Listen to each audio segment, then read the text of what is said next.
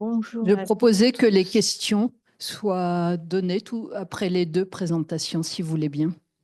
Très bien. Donc MEDES, c'est l'Institut de médecine et physiologie spatiale. Nous sommes situés à Toulouse et nous avons été créés il y a 35 ans, à l'époque du programme Hermès, qui était ce magnifique projet de navette spatiale européenne, à l'époque déjà. Avec deux missions. La première qui est de fournir une expertise et un support en médecine et physiologie spatiale. Pour les agences spatiales, bien sûr, mais aussi pour la communauté scientifique et les industriels. Et puis, faire le lien entre l'écosystème du spatial et la santé en général. Utiliser le spatial comme un levier, comme un accélérateur pour des innovations terrestres dans le domaine de la santé. Nos membres fondateurs sont le CNES et les hôpitaux de Toulouse. Et donc, nous sommes un GIE, une structure privée avec des membres publics, et nos autres membres sont plusieurs universités et hôpitaux français. Nous sommes vraiment une structure hybride entre l'espace et la santé, à la fois, y compris au niveau de l'équipe, très multidisciplinaire, avec des ingénieurs et des professionnels de santé. Et nous avons trois domaines d'activité. Les activités liées à l'exploration spatiale, donc aux vols habités et à la science en apesanteur, la recherche clinique et les innovations. Alors, quand on parle de médecine spatiale, bien sûr, le premier objectif, c'est de maintenir la santé des équipages. Et ça se décline en fait sous quatre axes. Le premier pilier, bien sûr, c'est la prévention. C'est limiter en fait les effets indésirables qui sont liés à cette exposition, à l'adaptation à l'environnement spatial. Alors, on pense bien sûr à l'apesanteur, mais en fait, il y a d'autres facteurs d'environnement, les radiations pour les futures missions, le confinement, l'isolement, la distance. Pour vous donner un peu une idée du contexte en termes médicaux, donc sur les missions sur la Station spatiale internationale, on est à quelques heures de la Terre, on a un ravitaillement régulier. Les délais de communication permettent de faire de la télémédecine en temps réel. Donc finalement, le système médical a été pensé en prenant en compte cette évacuation d'urgence possible. En cas d'urgence, on stabilise et on évacue si nécessaire. Pour les missions lunaires, on sera avec un voyage de quelques jours, des délais de communication qui commencent à augmenter, radiation aussi. Pour les missions vers Mars, les scénarios actuels sont des scénarios de 2 à 3 ans, avec impossibilité de retour ou quasiment pas de possibilité de retour en cas d'urgence. Donc le mot-clé en fait de ces futures missions, ça va être l'autonomie au sens large, et il faudra pouvoir gérer d'autres scénarios, y compris les scénarios qui peuvent nécessiter de la chirurgie. Donc, premier pilier, la prévention, limiter les effets indésirables liés à l'adaptation à l'environnement spatial. Alors, quand le corps est exposé à l'apesanteur, en fait, il s'adapte et on observe un certain nombre de troubles physiologiques ou d'adaptation, de déconditionnement, qui s'apparentent avec de gros guillemets, en fait, à un vieillissement accéléré mais réversible, ou plutôt, en fait, à une hypersédentarité. Vous êtes en apesanteur, en microgravité, donc c'est un peu lié à des effets d'hypersédentarité. Donc perte osseuse, perte musculaire, déconditionnement cardiovasculaire, mais aussi troubles visuels, modifications au niveau métabolique, système immunitaire, etc. Et on va apporter des contre-mesures, des moyens de prévention qui peuvent être de type exercice, nutrition, médicaments, ou encore d'autres contre-mesures vraiment un peu plus spécifiques du spatial, comme par exemple la gravité artificielle. Le deuxième pilier, c'est l'autonomie médicale. C'est ce que je viens de décrire tout à l'heure. C'est-à-dire que l'équipage ou les membres d'équipage sont potentiellement des patients isolés. Et donc, il faut pouvoir prévenir et gérer tout problème médical qui surviendrait dans cette situation isolée. Donc là, le parallèle, bien sûr, c'est tout ce qui va être santé connectée, médecine personnalisée pour des patients qui, au départ, n'en sont pas, mais qui sont dans une situation isolée et potentiellement extrêmement isolée. Troisième volet, le maintien des performances, gestion de la charge cognitive, du stress, de la fatigue et prise en compte en fait de ces aspects dans la planification des tâches en fait de la mission et des interfaces homme-système. Là, on est plutôt sur des liens avec des applications industrielles, en particulier aéronautiques. Et puis le dernier volet, il faut bien entendu s'assurer que dans le véhicule, l'équipage reste dans un environnement sain et qu'on lui fournit les ressources pour rester en bonne santé. Donc c'est tout ce qui va être le système de support vie et de contrôle environnemental, qui va gérer la nourriture, l'eau, l'air et le contrôle environnemental physico-chimique, mais aussi microbien. Et en fait, pour répondre à tous ces défis, on a bien entendu des défis en termes liés au spatial, habituellement. Donc, bien sûr, la microgravité, mais aussi masse, volume limité, fiabilité. robustesse, etc. Et on utilise en fait ces enjeux pour accélérer des innovations pour la santé terrestre. Alors, je vais vous décrire juste rapidement les 3 secteurs d'activité. Donc, le support pour les missions d'exploration. Donc, on apporte un support aux agences spatiales, au CNES et à l'Agence spatiale européenne, pour le suivi médical des équipages, donc avant, pendant et après les missions. Pour le support à la science en sciences de la vie, donc pour accompagner en fait les scientifiques, les industriels parfois aussi, et les astronautes pour préparer les expériences qui seront faites à bord de la station spatiale, les réaliser, enfin, pendant qu'elles sont réalisées en vol, et puis la récupération des données post-vol. On contribue aux sélections d'astronautes sur le plan médical et psychologique, et puis bien sûr un certain nombre d'innovations pour préparer les futures missions d'exploration. Donc ici, vous avez quelques images en fait, des différentes équipes, que ce soit pendant la préparation des missions. On a une équipe qui est détachée au Centre européen des astronautes à Cologne, les médecins d'astronautes, et puis une équipe qui travaille au CNES, au centre de support pour le suivi des expériences sur la Station spatiale internationale. Et puis tout un volet innovation, que ce soit pour les missions actuelles et futures. Donc on accompagne des projets et on va utiliser en fait l'ISS comme un moyen de préparer les futures missions. Ensuite, on a un volet recherche clinique. Donc, on opère une infrastructure, la clinique spatiale, qui est intégrée aussi du CHU à Toulouse, qui a été pensée pour être vraiment une infrastructure très modulaire, qui s'appuie complètement sur les expertises et le plateau technique du CHU, pour réaliser des études de simulation en fait, des effets de l'environnement spatial. On utilise 2 modèles de simulation qui ont été standardisés au niveau international. Le modèle dit d'alitement ou de bed rest en anglais à -6 degrés, qui permet de reproduire aussi la redistribution des fluides, qu'on va utiliser sur des durées qui peuvent aller jusqu'à 2 mois pour simuler des missions à peu près de 6 mois.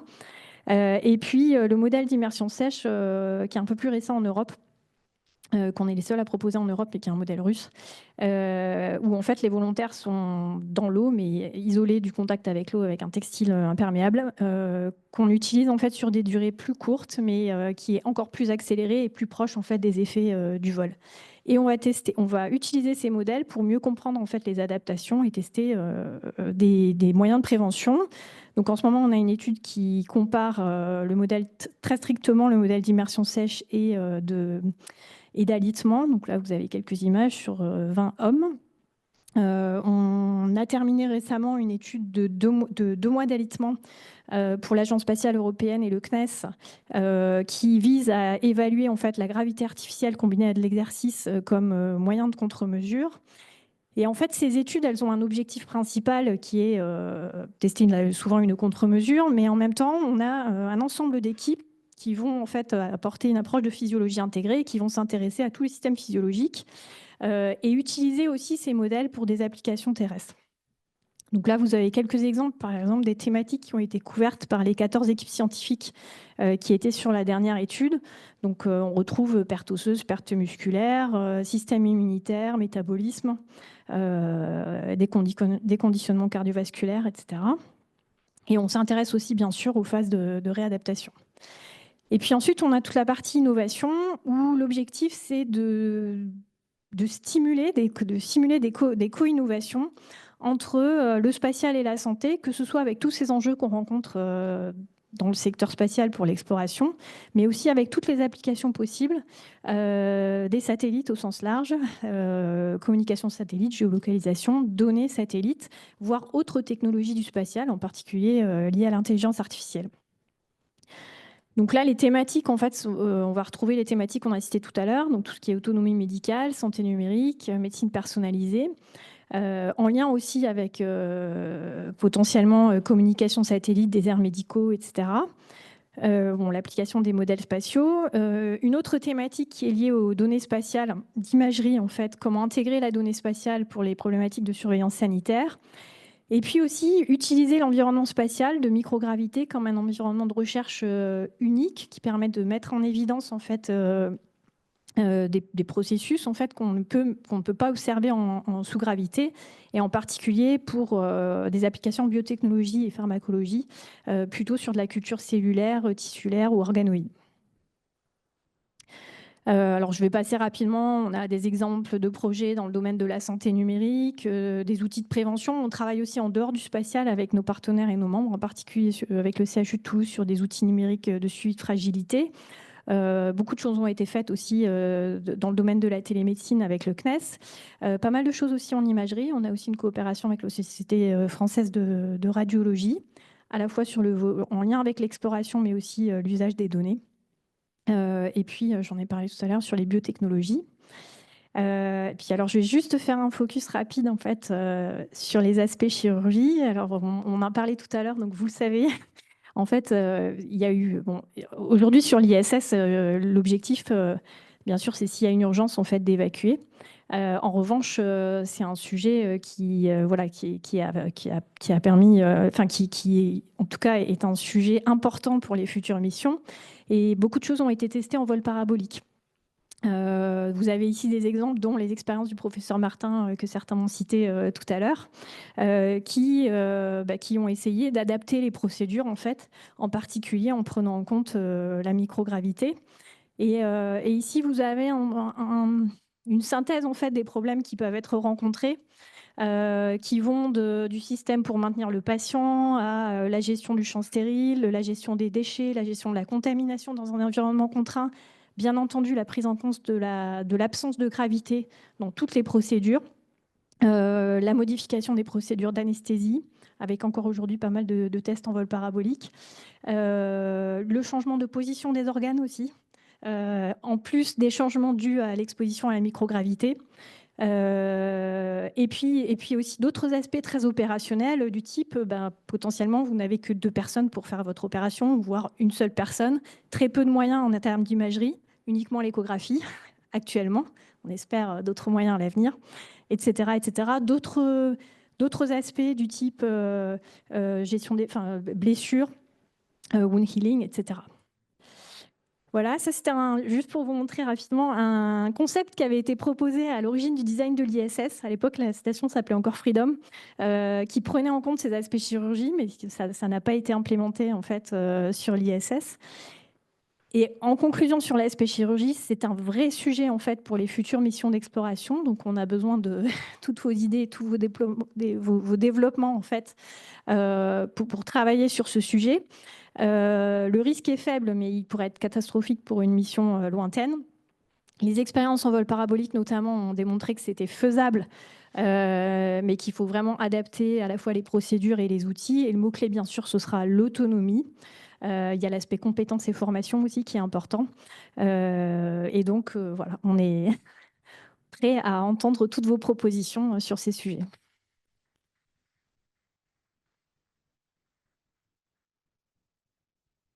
Merci à tous les deux. On est très fiers d'être acteurs du spatial. On ne le savait pas avant d'arriver aujourd'hui. Merci à tous les deux. Et j'ai particulièrement apprécié votre courage et puis votre pédagogie. Merci beaucoup.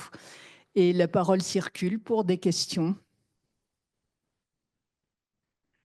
Jean-Claude.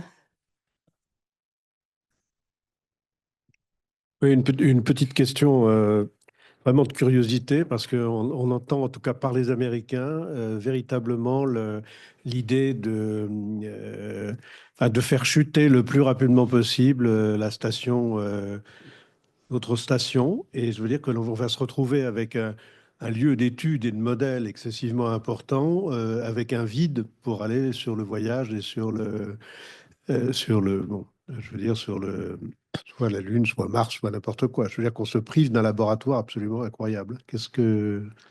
Oui, alors sur le sujet effectivement de l'avenir des stations orbitales, ce qu'on appelle en orbite basse, et même autour de la Lune, hein, puisqu'on travaille sur la Gateway, donc qui sera une station en orbite lunaire. Effectivement, je dirais un peu comme tout le monde, tous les jours, on allume son téléphone, on regarde des tweets et on voit des choses absolument incroyables. Donc, on ne sait pas. Bon, ça, c'est la première réponse, c'est bon, on verra, on verra. La deuxième, il faut regarder ce qui est en train de se passer. On a désormais, effectivement, l'ISS, mais on oublie quand même qu'il y a une station chinoise qui fonctionne, qui est plutôt pas mal, parce que je crois qu'il y a quoi? Ils sont 6 là actuellement, il me semble. Voilà, c'est une belle station. Les Indiens sont en train de travailler aussi sur ce même type de concept. Et puis, de toute façon, les Américains, globalement, avaient décidé depuis longtemps de passer la main sur l'orbite basse à des stations privées. Et donc, il y a un certain nombre d'entreprises qui travaillent sur ces sujets-là. Il y a, je crois, quatre projets qui sont encore en cours. Moi, j'ai visité un des projets il n'y a pas très très longtemps à Houston, là, à Axiom. Enfin, les gens avancent. Et fondamentalement, effectivement, c'est l'idée qui est en train de germer, enfin, depuis quelques années, et qui est liée un peu à ce que je vous ai raconté sur le fait qu'on changeait un peu de modèle, hein, il y avait une innovation, etc. C'est que le public est en train de passer d'un mode où on investit dans des infrastructures qui nous appartiennent à finalement, on fait des achats de services auprès d'entreprises qui développe un business model qui est mixte en fait. C'est-à-dire qui va servir pour le public, mais aussi pour le privé, pour des tas de choses. Et notamment, par exemple, dans un contexte de vol habité ou de station, de fabrication en orbite, des questions autour de la fabrication en orbite, de R&D pour énormément d'entreprises et énormément de secteurs, etc., d'astronautes privés, etc. Donc en fait, c'est une forme d'amortissement finalement de ces coûts qui sont quand même gigantesques, et puis de diminution des coûts aussi pour massifier. Donc ce qu'on imagine finalement, c'est si on regarde à court terme, on ne sait pas trop parce que les choses peuvent évoluer de façon très chaotique avec M. Trump, mais si on regarde les choses à moyen terme, et en fait on va passer petit à petit, et même, enfin, j'avais fait une petite étude comme ça assez rapide. Si l'ensemble des projets qui sont en train d'être développés arrivent au bout, en fait, à l'échéance 2030, on va passer de, je sais pas, sur l'ISS, ils sont combien là? Ils peuvent être 6 ou 8, quoi, à, je crois que j'avais à peu près 45 personnes qui pourraient être en permanence autour de la Terre. Donc en fait, on est plutôt dans ce domaine d'augmentation globale. Donc il y aura plus d'astronautes, etc. Mais pas de la même façon. Donc, alors à court terme, c'est chaotique, mais voilà.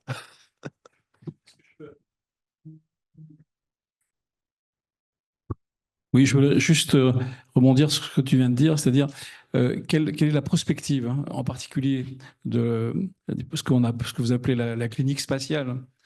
Comment, dans les 10 à 15 ans qui viennent, vous voyez le développement de...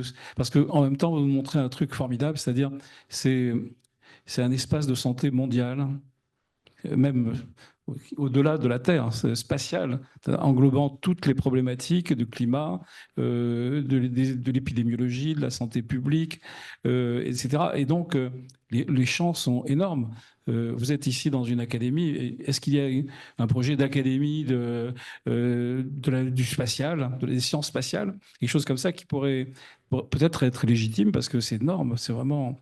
Je vous félicite d'abord parce que vous êtes courageux pour vous attaquer à autant de problèmes et avec une méthodologie qui est très rigoureuse, qui est très scientifique et qui justement devrait donner. C'est curieux ce qu'on vit avec Trump et Musk.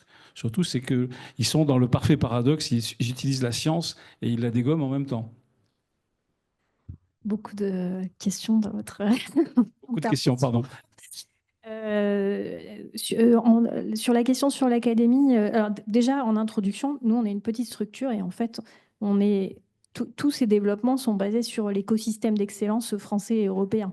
C'est-à-dire que notre premier objectif, c'est d'aller détecter en fait des domaines d'excellence français français et européens qu'on va pouvoir porter en fait au niveau international comme une contribution en fait sur la médecine spatiale d'une part, et d'autre part bien sûr d'identifier en fait ces domaines d'excellence pour voir comment le spatial peut accélérer, mutualiser les ressources pour les applications terrestres en fait. Donc notre objectif c'est surtout d'être au service de la communauté en fait au sens large, et d'aller chercher des acteurs qui ne connaissent pas en fait ce contexte de la médecine spatiale, en les faisant travailler avec nos contraintes des contraintes assez fortes en fait, pour accélérer ces développements. Et on a souvent ce retour du spatial, y compris de grosses entreprises du domaine de la santé, qui nous disent mais en fait effectivement les contraintes du spatial elles nous poussent en fait à innover.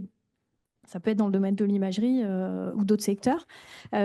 Sur la communauté scientifique, alors, il y a des sociétés du type Société internationale de physiologie gravitationnelle, la Soframas en médecine aéronautique et spatiale.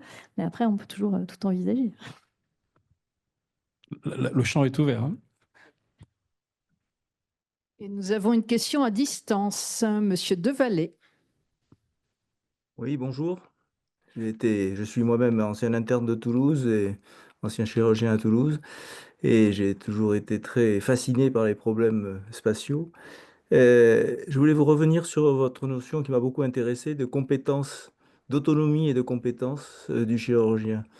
À l'heure actuelle, on est en train de diluer un petit peu l'autonomie et la compétence du chirurgien lui-même pour en faire un élément d'une équipe et voire d'une capacité de travailler à distance par la téléchirurgie. Est-ce que le problème de la durée de transmission du signal n'est pas un problème qui se pose justement en spatial? Parce que même si on avait la capacité d'agir sur non pas un robot, mais enfin, si, un robot, mais qui ne serait pas autonome à distance, on serait, euh, on serait limité par cette distance de transmission du signal, enfin, cette durée de transmission du signal.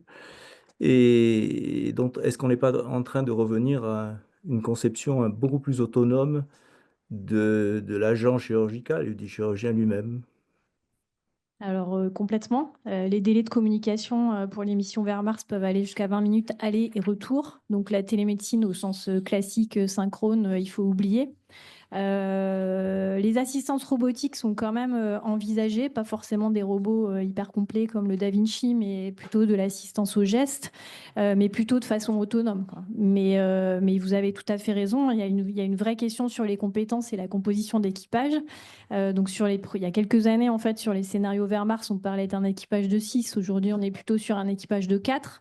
On est sûr que dans cet équipage de 4, il y aura au moins un médecin avec des compétences en chirurgie, qui auront de la formation, mais ils peuvent pas être spécialisés. Enfin, vous le savez, ils peuvent pas être spécialisés en tout.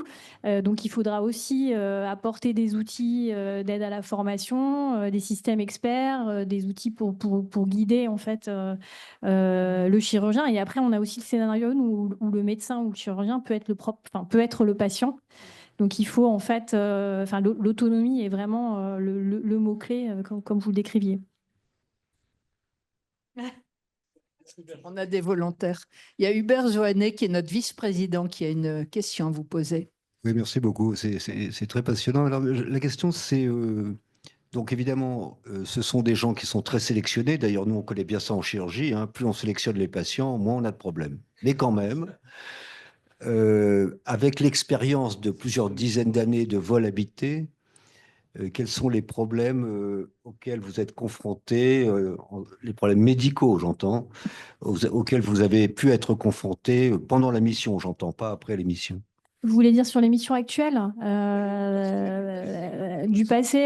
Alors, je crois, alors là, moi, je suis ingénieure, donc je vais vous répondre. Le cas souvent qui est décrit, la seule grosse urgence médicale qui avait été rencontrée, c'était côté russe. En fait, c'était une prostatite.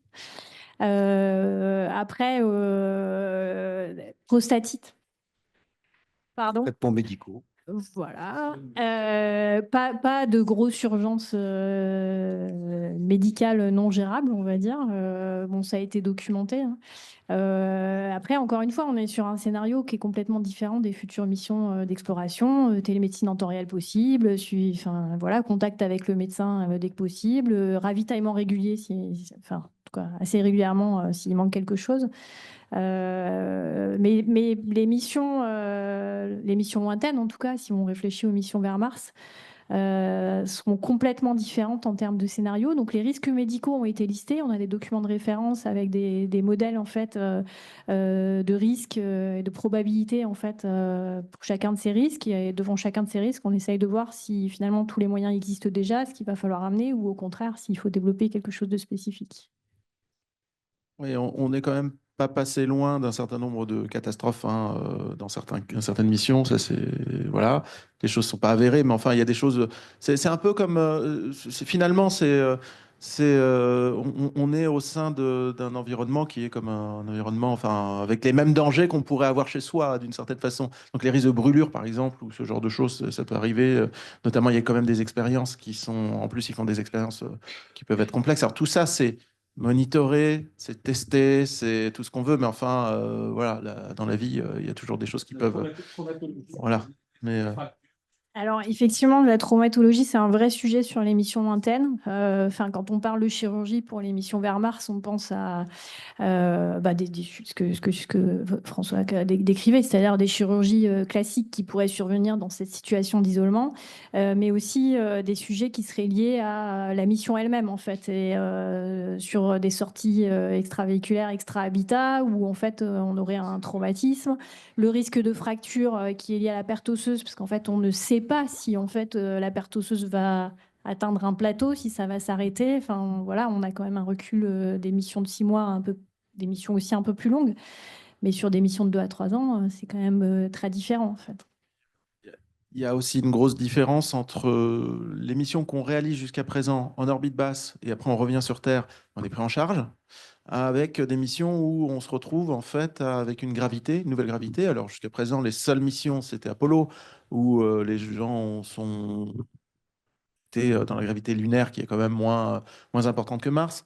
Et puis, il y a l'environnement aussi dans ces nouvelles destinations qui peut être absolument terrifiant. Enfin, je veux dire, notamment la Lune, en fait. Je pense que la Lune, c'est probablement pire que Mars, parce que le régolithe lunaire, en fait, la poussière, notamment, il y a énormément de poussière, et c'est des choses qui sont très toxiques. Et on voit que les Américains, en fait, qui sont allés, la dernière mission où ils sont restés assez longtemps, enfin, relativement longtemps, de toute façon, ils ne pouvaient pas rester plus de 14 jours globalement. Alors, je crois qu'ils sont restés une semaine sur place. Quand ils sont rentrés, ils étaient vraiment pas bien du tout, parce qu'il y avait de la poussière qui rentrait partout, à l'intérieur de leur scaphandre, etc. C'était Notre spationaute, totalement gérable. Thomas Pesquet, il est redescendu en bonne forme ou dit très fatigué? Alors, aujourd'hui, tous ces effets qu'on observe, quasiment tous ces effets sont réversibles. C'est aussi pour ça que c'est intéressant d'ailleurs d'étudier en fait les phases de récupération. Donc il est en bonne santé, je vous rassure. Et puis tous les médecins Sans trahir de astronautes. secret, hein. C'est aussi pour ça qu'il a fait 2 heures de sport par jour qu'on a quand même des contre-mesures actuellement qui permettent de limiter ces effets, mais pas complètement. L'objectif, c'est vraiment de développer le programme de contre-mesures de prévention intégré, individualisé, parce qu'on sait qu'il y a des facteurs individuels importants. On réfléchit aussi à des programmes de préparation spécifiques. Il y a beaucoup de choses à faire encore. Peut-être une petite dernière question. On travaille avec Lise Alter, ta femme, sur les blocs opératoires du futur sur Terre. Hein. Quels sont les équipements blocs opératoires de l'espace? Vous imaginez ça, la pharmacie, les outils, comment? Aujourd'hui, il y a Vous pas devez vraiment. travailler là-dessus, sur Il y ces a des projections. kits en fait, mais plutôt de stabilisation. Il n'y a pas vraiment il n'y a pas de bloc opératoire. Donc c'est un des sujets, ce que je vous montrais là sur le concept qu'il y avait eu au tout début de l'ISS. Mais tout est encore à imaginer en fait. Et puis tout dépendra aussi. Est-ce qu'on parle de base lunaire? Est-ce qu'on parle du véhicule en fait? Certainement les deux en fait. Mais c'est là où on est preneur de toute possibilité. Y a-t-il des spécificités au niveau des femmes? Alors, c'est une question qu'on a souvent.